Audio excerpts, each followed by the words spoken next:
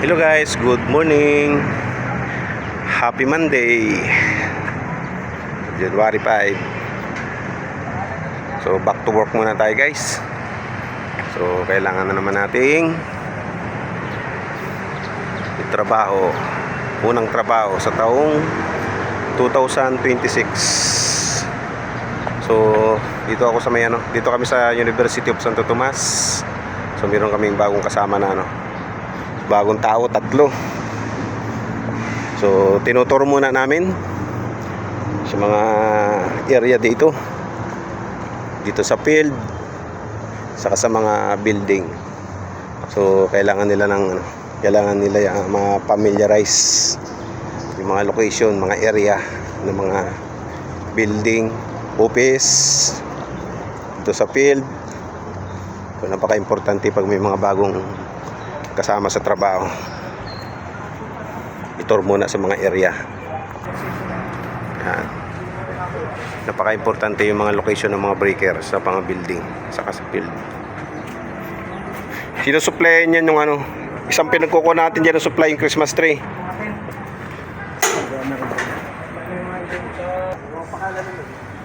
Yan, mga ilaw yan para dito sa harap ng simbahan. Yan, ang katulad yan. Binubuksan kasi ang pagdating ng 5:45. Tapos papatayin naman ng 10:00 ng gabi.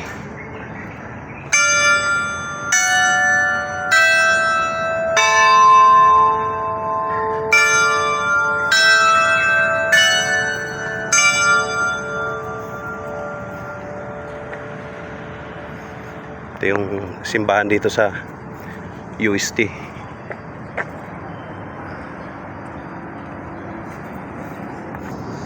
So wala pang pasok yung mga admin saka mga estudyante. So bukas January 6, so may pasok na. So full blast na bukas. Puno-puno na naman ang mga request. Ay talaga. Tour guide may bayad.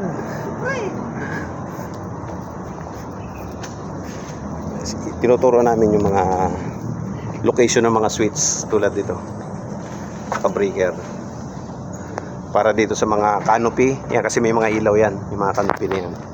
Yan. Binumbuksan yung paggabi, bago maggabi, para kabisado na nila.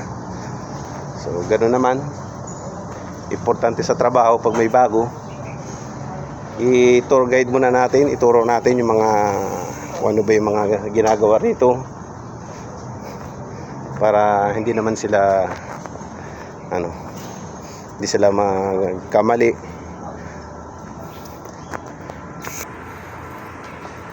Napaka-importante na ituro natin yung mga, lalo sa mga baguhan, kasi yung iba dyan nahihiya o natataranta pa. Para makabisa nila yung mga kung yung scope ng mga trabaho namin dito sa electrical.